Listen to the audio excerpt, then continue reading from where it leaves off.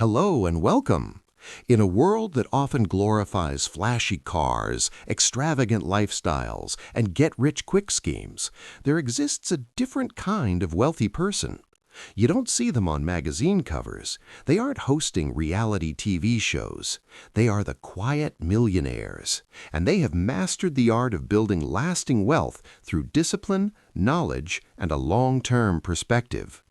Today, we're diving into the definitive guide on this topic, a book simply called The Quiet Millionaire by Brett Wilder.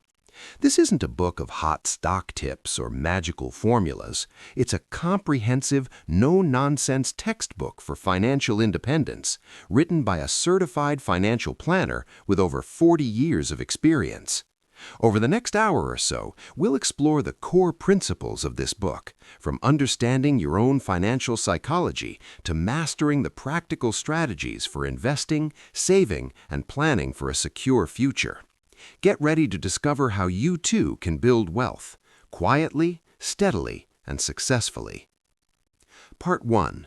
The Philosophy of the Quiet Millionaire. Our journey begins not with numbers, but with a mindset. Brett Wilder opens his book by making a crucial distinction. Being a millionaire is not about the glitz and glamour. The quiet millionaire is a person who has accumulated significant wealth, but you'd never know it by looking at them. They drive sensible cars, live in comfortable but not ostentatious homes, and have a lifestyle funded by genuine financial security, not by debt. They are the people profiled in classics like The Millionaire Next Door. Wilder's core message is empowering. Becoming a millionaire is a realistic aspiration for anyone who is knowledgeable and diligent about the process. It doesn't require a miracle or a lucky lottery ticket. What it requires is a commitment to making well-thought-out, informed choices, coupled with willing sacrifices, steadfast perseverance, and rolled-up-sleeved hard work. The goal is financial independence, having enough wealth to fund your lifetime goals and objectives without the constant stress of running out of money. The three foundational pillars for this journey, as Wilder outlines in an interview, are deceptively simple yet profoundly important. Specifically, define your destination. You cannot hit a target you cannot see.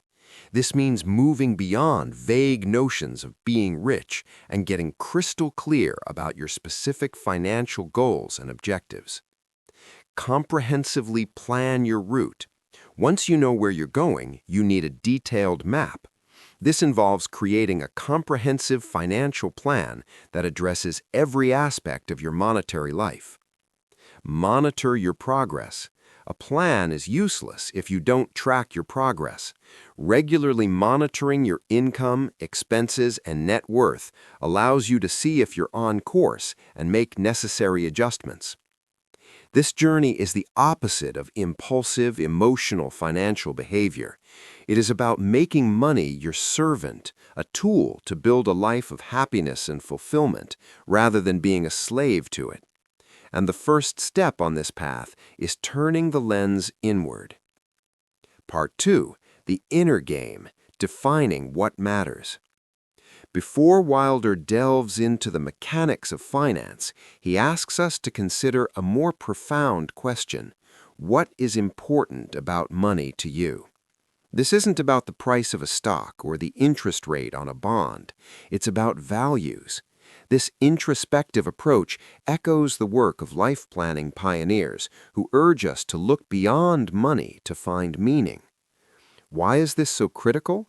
Because your values are the compass that will guide every financial decision you make. If you value experiences and travel, your financial plan will look different than if your primary value is leaving a large inheritance for your children.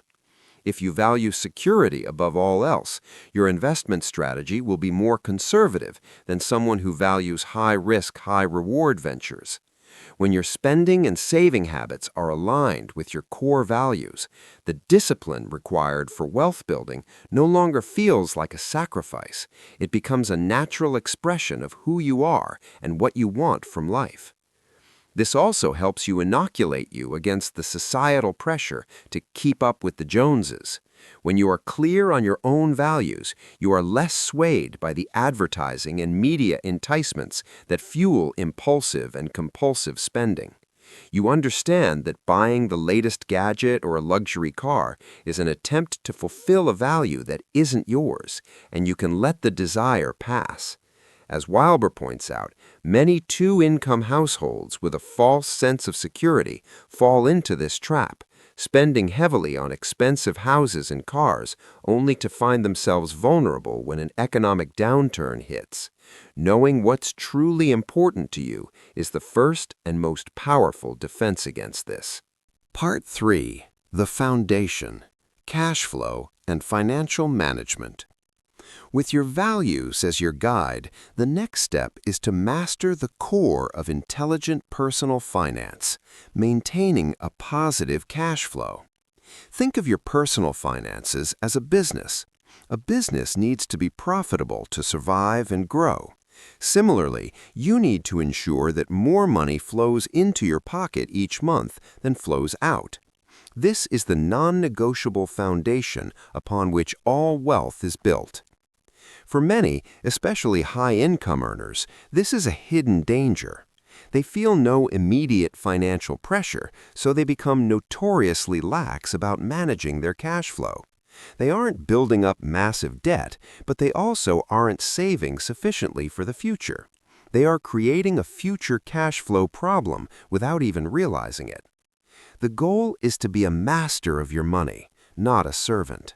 This requires knowing exactly where your money goes. Wilder identifies several common reasons why good people get into financial trouble. Impulsive and compulsive spending.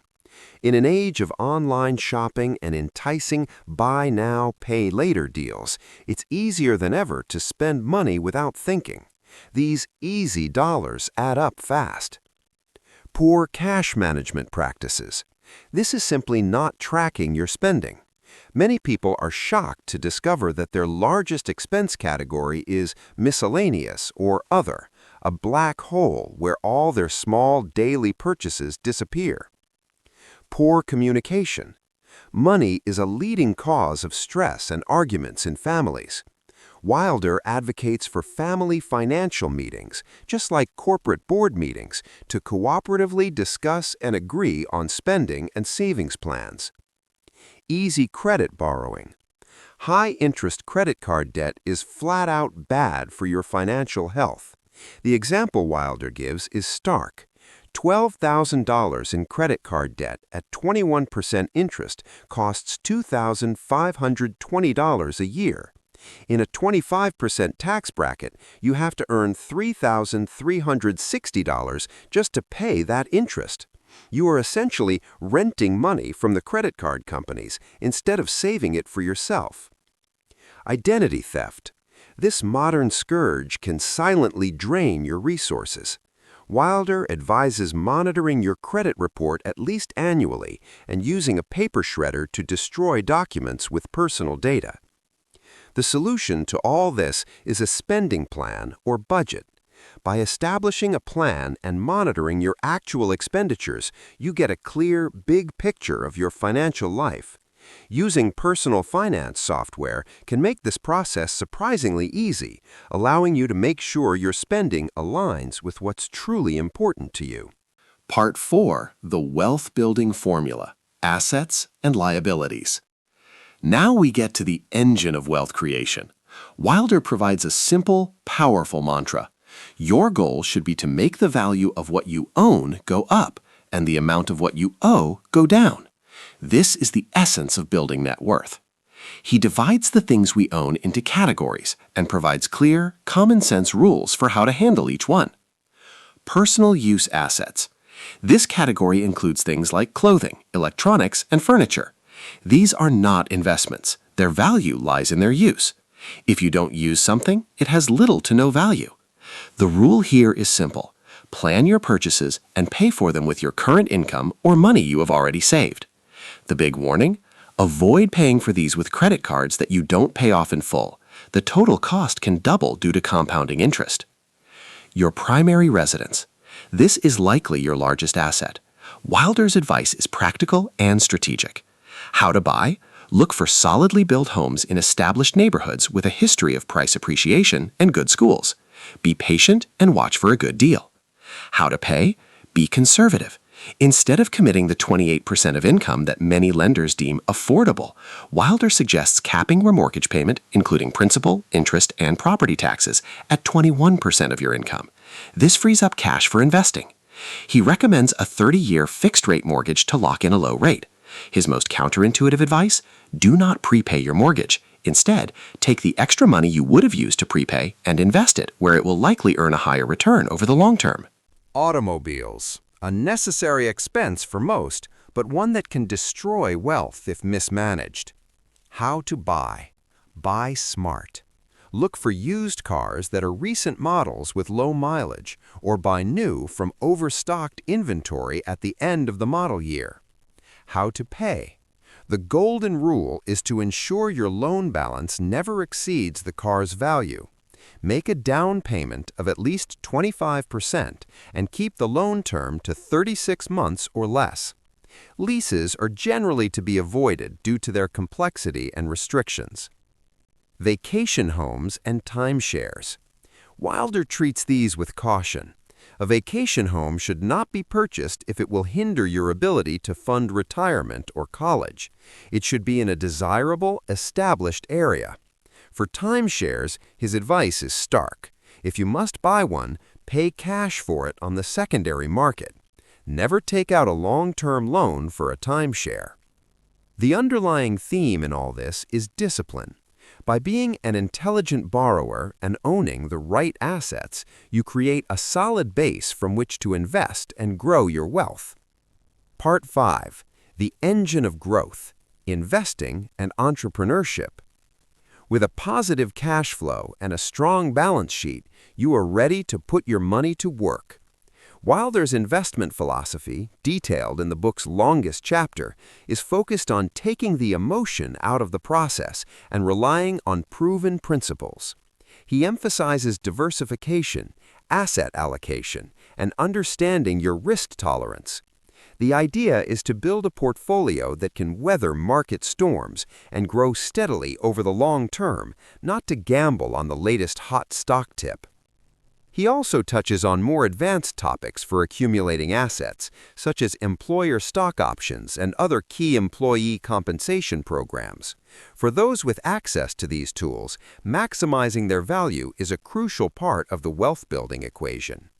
But there is another path to significant wealth that Wilder highlights: business ownership. He notes most quiet millionaires are successful business owners.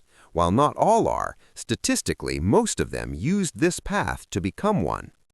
The book doesn't teach you how to run a business, but it provides a rough guide to business ownership, outlining the considerations and mindset required for this entrepreneurial route to financial independence. Part 6. Protecting your wealth, insurance, health, and college. Building wealth is one thing. Protecting it from life's inevitable risks is another. A significant portion of Wilder's book is dedicated to this crucial aspect of financial planning.